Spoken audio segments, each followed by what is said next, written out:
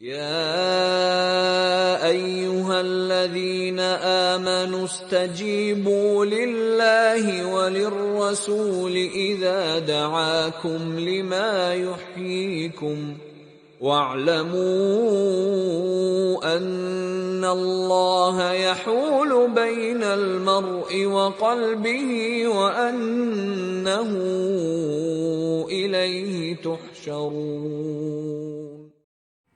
کاروبار میں، رشتوں میں، لین دین میں، معاملات میں، ملنے ملانے میں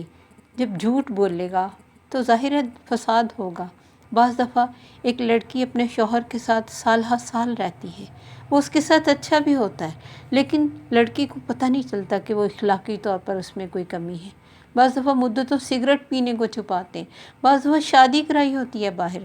بجائے اس کے کہ بیوی کو اعتماد ملے اسے دھوکے میں رکھتے ہیں، اس کے ساتھ اچھے رہتے ہیں اور ادھر سے دوسری طرف بھی جاتے رہتے ہیں۔ اگر کبھی کوئی پوچھے آپ لیٹ کیوں آ رہے ہیں یا آپ کیا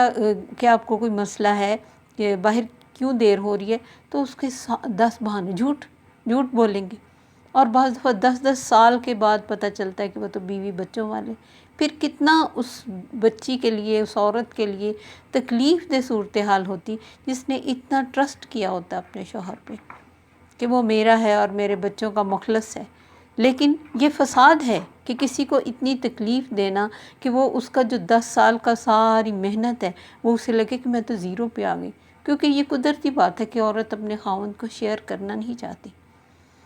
اور اگر کسی نے ایسا کچھ کیا ہے تو اسے چاہیے کہ اعتماد میں لے کے سچ بولے، سچا رہے، ہو سکتا ہے وہ اس کے ساتھ بھی گزارا کر لے، بجائے اس کے کہ اس کو دھوکے میں رکھ کر باہر اس طرح کے کام کرنا، یا کہیں ڈرنک کرنے والا انسان ہو اور عورت کو پتہ ہی نہ چلے۔ اس طرح کی بے شمار شکلیں ہیں معاشرے میں، یا پھر سودا بیچنا ہے اور اوپر اچھا ڈال کے، جیسے آم کی پیٹی ہے، اوپر ایک لیئر اچھی ہے، کوئی بھی فروٹ ہے لیئر اچھی ہے، نیچے سے کسی نے آپ پہ ٹرسٹ کیا ہے، آپ نے کہا یہ اتنا اچھی کوالٹی کا ہے، اس نے آپ کو پورے پیسے دیے، جب وہ گھر آیا ہے تو کیا ملا ہے؟ صرف ایک لیئر صحیح اور باقی سارا نیچے خراب۔ یہ فساد فی الارض نہیں، اللہ تعالیٰ نے فرمایا ظہر الفساد فی البر والبحر بما کسبت ایدی الناس، بحر و بر میں فساد پھیل گیا انسانوں کے اعمال کی وجہ سے۔ پھر یہ کہیں ہم مصلح ہیں، ہم اصلاح کرنے والے ہیں، یعنی سب غلطیاں اور سب بگاڑ پھیلا کے تو کہیں کہ ہم اصلاح کرنے والے ہیں۔ پھر جب نبی صلی اللہ علیہ وسلم کوئی جنگ کی بات کرتے، کیونکہ آپ 13 سال مکہ میں بہت تکلیفیں صحابہ کے ساتھ سہ کے آئے تھے، تو اب اللہ نے ان کو حکم دیا تھا، اللہ کی طرف سے اجازت تھی کہ اب ان لوگوں کے ساتھ معاملہ اور طرح ہوگا، وہ نرمی ختم ہو جائے گی۔ تو یہ کہتے نہیں صلح کی بات کریں، صلح کے ساتھ رہنا چاہیے، آپ بات چیت سے حل کر لینا۔ لیکن یہودیوں سے کیا جا کے کہتے ہیں لَإِنْ أُخْرِجْتُمْ لَنَخْرُجَنَّ مَعَكُمْ، تم نکلو گے تو ہم تمہارے ساتھ نکلیں گے۔ اسلام بھی صلح ہی پسند کرتا ہے، لیکن ہر ٹائم ہر وقت صلح کی بات نہیں ہو سکتی۔ جو اپنی لڑائی اور جہاد سے جان چھڑاتے اور اس وجہ سے کہتے کہ نہیں صلح سے آپ بات چیت سے مسئلہ حل کر لیں، نہ لڑنے کی بات نہ ہو۔ پھر جب ان سے کوئی کہتا کہ تم نے یہ کام غلط کیا ہے، کسی کے اندر برائی پھیلائی ہے، یا پھر دنیا میں عام انسان کو اگر کوئی کہا جائے، اب یہ دیکھیں کہ انسان وقتی فائدے کی خاطر یہ سب کچھ کرتا ہے۔ اگر کوئی کسی کے لیے اچھا کرتا ہے، کسی کی خیرخواہی کرتا ہے، جو مال بیچتا ہے وہ جیسا ہوتا ہے ویسا ہی نکلتا ہے، تو کیا اس کا مال ایک دفعہ بکے گا؟ جس نے دھوکہ دیا اس کی طرف تو کبھی کوئی دوبارہ نہیں جائے گا۔ حتیٰ کہ یہ جانوروں کو پانی زیادہ پلا کے، نمک کھلا کے، پانی پلا کے موٹا کر کے بیچتے ہیں، کہاں انسان فساد کرتا ہے۔ تو منافقت بہت کیکٹس کے درخت کی طرح جڑیں اس کی دور تک پھیلی ہوتی ہیں، پھر اپنے آپ کو یہ مصلح کہتے ہیں۔ اب یہ اتنا بڑا فساد تھا کہ کسی مسلمان کے ٹرسٹ کو لے کے، یعنی وہ آپ پر اعتماد کرتا ہے تو پھر اس سے کوئی بات اگلوا لینی اور پھر جا کے مسلمانوں کے خلاف بات کرنی اور ان لوگوں کو بتانی جو فسادی ہیں۔ اس طرح کئی دفعہ مسلمانوں کے ساتھ انہوں نے غلط معاملہ کیا، تو اللہ تعالیٰ نے فرمایا جب ان سے کہا جاتا ہے زمین میں فساد نہ کرو تو کہتے ہیں ہم تو مصلح، الا خبردار انہم هم المفسدون، بے شک وہ ہی فسادی ہیں، بہت تاکید کے ساتھ اللہ نے کہا، بہت زور کے ساتھ، کہ یہی فساد کرنے والے ہیں، وَلَٰكِن لَّا يَشْعُرُونَ، لیکن شعور نہیں رکھتے، سمجھ نہیں ہے۔ یہ نہیں تھے کہ واقعی بے سمجھ تھے، دنیا کے معاملے میں تو بہت سمجھدار تھے، دنیا میں کے معاملے میں تو پڑھے لکھے تھے اور خود کو بڑے اچھے اور سمارٹ اور سمجھدار اور سب کچھ سمجھتے تھے۔ اور اکثر یہ لوگ اپنی پھر ان اچھائیوں کا ڈنڈورا پیٹتے ہیں جو ان میں نہیں ہوتی، یعنی ہم تو کسی کا برا نہیں چاہتے، ہم تو کبھی جھوٹ نہیں بولتے، ہم نہیں کسی سے حسد کرتے، ان چیزوں کا ڈنڈورا پیٹتے ہیں جو ان میں ہوتی ہیں، کہ یہ حسد کرنے والے ہوتے ہیں، جھوٹ بولنے والے ہوتے ہیں، فساد کرنے والے ہوتے ہیں، لیکن ان چیزوں پر زبان سے بھی پردہ ڈالتے ہیں، عمل سے بھی پردہ ڈالنے کی کوشش کرتے ہیں، حالانکہ یہ آخر ایک دن تو کھل ہی جاتا ہے۔ کب تک انسان ہمیشہ اپنے آپ کو غلط کی بجائے اچھا پریٹینڈ کرے اور ہو وہ غلط؟ جیسے اب ایک رشتہ غلطی کی بنا پر ہو گیا، جھوٹ کی بنا پر ہو گیا، تو کیا وہ پول کھلے گا نہیں؟ جاتے ہی یا تو لڑکے کو پتہ لگ جائے گا لڑکی کیسی، یا لڑکی کو پتہ لگ جائے گا لڑکا کیسا، اور گھر والے کیسے جو بہت اچھا پریٹینڈ کر رہے تھے، تو کتنا وہ پھر فساد ہے، پھر وہ آثار ہیں، برے کام کے آثار ہیں جو اللہ نے یاسین سورت میں فرمایا۔ کسی کی غلط بات سے، جھوٹ سے، فساد سے کسی کو کتنی دیر تک دکھ پہنچا، کتنا اس نے اس کو زندگی بھر برداشت کیا، یہ سب اللہ کے پاس لکھ دیا جائے گا۔ وَإِذَا قِيلَ لَهُمْ آمِنُوا كَمَا آمَنَ النَّاسُ، پھر جب ان سے کہا جاتا ہے جیسے لوگ ایمان لائے تم بھی ایمان لاؤ، جیسے صحابہ ایمان لائے ہیں، جیسے وہ مخلص ہیں دین کے لیے، قَالُوا أَنُؤْمِنُ كَمَا آمَنَ السُّفَهَاءُ، تو کہتے کیا ہم ایمان لائیں ان بیوقوفوں کی طرح، جیسے بیوقوف ایمان لائے؟ کیونکہ یہ لوگ جو ایمان لے کے آئے تھے، نبی صلی اللہ علیہ وسلم کے مخلص صحابہ تھے، انہوں نے بہت ماریں کھائیں، بھوک سہی،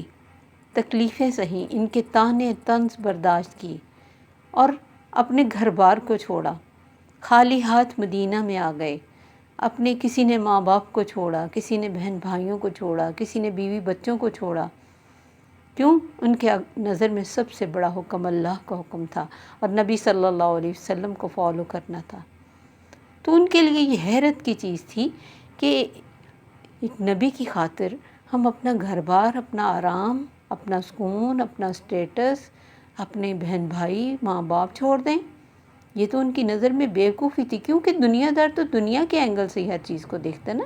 یعلمون ظاہرا من الحیات الدنیا، دنیا کی ظاہریت کو دیکھتا ہے اور اسی کے مطابق وہ بات کرتا ہے، کیونکہ اللہ نے فرمایا نا کلا بل تحبون العاجلہ، تم تو عاجلہ کو پسند کرتے ہو کیونکہ اس کا رزلٹ تم کو نظر آتا ہے، اور وہ جو کر رہے تھے صحابہ اس کا رزلٹ تو دیر بعد نظر آنا تھا، فوری نظر نہیں آ رہا تھا۔ اس وقت تو حالات ایسے نہیں تھے کہ مسلمان ایک دن مکہ فتح کر لیں گے اور مسلمانوں کی ایک پاور ہو جائے گی اور ان لوگوں کے لیے شہر میں رہنا مشکل ہو جائے گا جو جھوٹے ہیں یا منافق ہیں یا پھر کافر ہیں۔ ان کے لیے یہ چیز سوچنا بھی مشکل تھا، کیونکہ وہ صرف دنیا کے اینگل سے ہی ان تمام کاموں کو دیکھ رہے تھے۔ اس لیے مسلمانوں کی یہ بڑی بڑی قربانیاں اور دین کی خاطر اپنی جان اور مال اور ہر چیز لگا دینا حیرت کدا تھا، حیرت۔ وہ کہتے تھے یہ بیوقوف ہیں۔ اور یہ چیز ہم آج بھی دیکھ سکتے ہیں کہ وہ لوگ جو اللہ کی خاطر سب کچھ کرتے ہیں، دین کو چھوڑتے ہیں، فیشن کو چھوڑتے ہیں، یا پھر بڑے بڑے جو رواج ہیں ان سے منہ موڑ کے سادگی کو اپنا لیتے ہیں اور اپنے پیسے کو اللہ کی راہ میں لگاتے ہیں اور اپنے گھروں کو سادہ کر لیتے، اپنی زندگیوں کو سادہ کر لیتے، تو جتنے بھی پڑھے لکھے اور پیسے والے کیا سمجھتے ہیں ان کو؟ بیوقوف ہے نا، بھلا دین اور دنیا اکٹھی لے کے چلیں۔ یہ ہماری ایک بات ہے، کبھی کبھی دنیا کو ناراض کرنا پڑتا ہے۔ نبی صلی اللہ علیہ وسلم نے فرمایا دنیا مومن کے لیے قید خانہ ہے اور کافر کے لیے جنت ہے، کیونکہ وہ سب کچھ اسی میں پورا کرنا چاہتا ہے، نہ آخرت پر یقین ہوتا ہے، نہ آخرت کے بارے میں کوئی تیاری ہوتی ہے، کیونکہ وہ سب چیزیں فولڈ ہیں، نظر نہیں نہ آ رہی، تو اس لیے دنیا کی صرف فائدوں کو دیکھتا ہے۔ حالانکہ اگر ہم دیکھیں کہ جو دنیا کی سوچیں دنیا تک رکھتے ہیں اور دنیا ہی کے غموں اور دنیا ہی کی خوشیوں کی خاطر کھپتے رہتے ہیں، وہ دکھی رہتے ہیں، کیونکہ یہ دنیا تو نامکمل ہے۔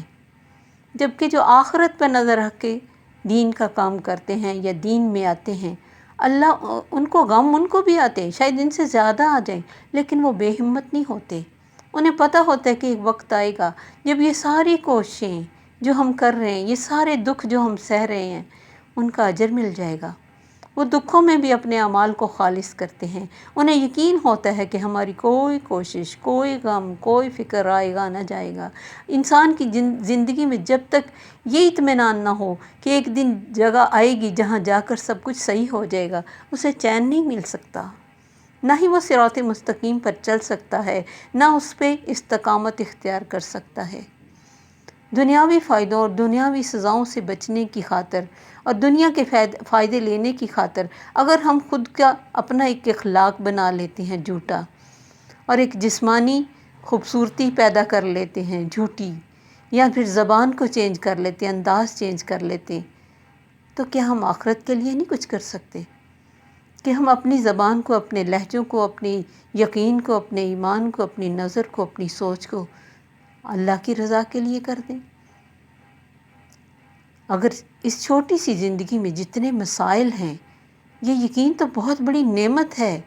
کہ مجھے کوئی فرق نہیں پڑتا اگر یہاں کچھ میرے کام کا رزلٹ نہیں بھی ملتا تو۔ یہ یقین صحابہ کو آ گیا تھا، اس وجہ سے وہ ان چھوٹی چھوٹی کمیوں اور پریشانیوں سے اوپر اٹھ گئے تھے۔ انہیں کوئی فرق نہیں پڑتا تھا کہ ہمارا مال چلا گیا، انہیں کوئی فرق نہیں پڑ رہا تھا ہمارے گھر ہم سے چھٹ گئے، ہمارے رشتے چھٹ گئے، ہماری محبتیں چھٹ گئیں۔ انہیں سب سے بڑھ کر محبت اللہ اور اس کے رسول سے ہو گئی تھی۔ اس لیے اللہ نے فرمایا نا والذین آمنوا اشد حبا للہ، انہوں نے ان دنیا کی محبتوں کو قربان کر دیا، کیونکہ محبتوں کے تو امتحان تھے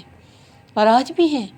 کہ ہمارے دل میں کس کی محبت زیادہ ہے، اللہ کی رضا کی، اللہ کے حکم کی، یا پھر اپنے کسی رشتے کی، یا اپنے مال کی، یا اپنی خواہش کی۔ تو چونکہ انہوں نے یہ سب کچھ آخرت کے لیے دے دیا، اپنے گھروں کو خالی کر کے نبی صلی اللہ علیہ وسلم کے آگے رکھ دیتے تھے، اور اپنے گھروں کو خالی چھوڑ کے تو مدینہ میں نبی صلی اللہ علیہ وسلم کے ساتھ آ گئے۔ کیسے حضرت ام سلمہ سے ان کا بچہ کھینچ لیا گیا، ان کے خاوند کو اکیلے کو ہجرت کے لیے جانے دیا گیا، بیٹی انہوں نے لے لی جن کی بیٹی تھی، بیٹا ان کے سسرال نے پکڑ لیا کہ یہ ہماری اولاد ہے، اور وہ اکیلے گئے، اور 1 سال تک وہ اس جگہ پہ آ کے روتی رہیں جہاں ان کا خاوند بھی بچھڑ گیا، ان کا بیٹا بھی بچھڑ گیا۔ آخر 1 سال کے بعد کسی کو ترس آیا کہ جانے دو، کیوں تم اس بیچاری کو دکھ دے رہے ہو، تو تب انہوں نے جانے دیا ان کو، اور بچہ ان کا واپس کیا۔ تو یہ چیزیں ان کو بیوقوفی لگتی تھی۔ آج بھی کوئی نیند چھوڑ کے اور اس کے لیے تیاری کرے اور محنت کرے اور پڑھے اور ٹائم پہ جائے اور ٹائم پہ آئے، تو لوگ کہتے اس کے لیے محنت، تم یونی میں نہیں جا رہی اور یونی کے ساتھ قرآن پڑھ رہی ہو، کیسے اتنی محنت ہو پاتی ہے، نیند کیسے پوری کرتی ہو، تمہیں بھوک نہیں لگتی، تمہیں لکھنا مشکل نہیں لگتا، تمہیں پیپر دینے مشکل نہیں لگتے؟ کیسی کیسی باتوں سے ہم دوسرے کے دلوں کو خراب کرتے ہیں کہ کہیں وہ دین میں پکے نہ ہو جائیں۔ کیونکہ جو انسان جہاں ہوتا ہے وہ سمجھتا ہے صرف میں صحیح ہوں، میرے سے آگے جو بھی جائے گا وہ غلط ہے، اور پھر اس کو مختلف طریقوں سے کھینچنے کی کوشش کرتے ہیں۔ اللہ نے فرمایا الا انہم هم السفہاء، خبردار بے شک وہ خود بیوقوف ہیں، ولکن لا یعلمون، لیکن جانتے نہیں کہ یہ جو کھو رہا ہے یہی اصل وہ پائیں گے، اور جو پا رہے ہیں ہوا خیر مما یجمعون، وہ دین، وہ اسلام، وہ قرآن تو سب چیزوں سے بہترین ہے جو انسان دنیا میں اکٹھا کرتا ہے، کیا بھی کچھ بھی اکٹھا کرتا ہے وہ سوچ لے، ان سب سے بہترین چیز یہ دین اور اسلام اور اللہ کی محبت ہے اگر کسی کو مل جائے۔ لیکن ان کو ان چیزوں کا علم نہیں تھا، نہ ہی اس علم کو وہ لینا چاہتے تھے، اس لیے انہیں یہ ساری چیزیں بیوقوفی لگتی تھی، تو کہتے تھے ہم ان بیوقوفوں کی طرح ایمان لائیں۔ تو اللہ کی طرف سے یہ گارنٹی آ گئی کہ اصل بیوقوف تو یہ خود ہیں، اور پھر علم بھی نہیں ہے، کتنی بڑی نعمت کو کھو رہے ہیں، کتنی بڑی جنت کو ضائع کر رہے ہیں، کتنا بڑا موقع اللہ کے نبی سامنے ہے، اللہ کا قرآن سامنے اتر رہا ہے، اس روشنی سے بے نور ہو کے جی رہے ہیں آنکھیں بند کر کے، اور اندھیروں میں، اور سمجھتے ہیں کہ نہیں وہ تو بہت اچھے ہیں۔ جو دوسروں کو دھوکہ دے کے تو کامیاب ہو رہے ہیں۔ ہر منافق یہی سمجھتا ہے کہ وہ بہت سمارٹ ہے، اس نے دوسرے کو دھوکہ دے دیا۔ ان المنافقین یخادعون اللہ وہو خادعہم، وہ دھوکہ دیتے اللہ کو، اللہ ان کو دھوکہ دے رہا ہے۔ اور پھر ان کی سزا ان المنافقین فی الدرک الاسفل من النار، جہنم کے نچلے درجے میں ہوگی ان کی، جو ان کا ٹھکانہ ہوگا سب سے نچلے درجے میں۔ اللہ ہمیں ایسی تمام برائیوں سے بچا کے رکھے اور ہمارے دلوں کو اپنے لیے خالص کر لے۔ السلام علیکم ورحمۃ اللہ وبرکاتہ۔ سبحانک اللہم وبحمدک، اشہد ان لا الہ الا انت، استغفرک واتوب الیک۔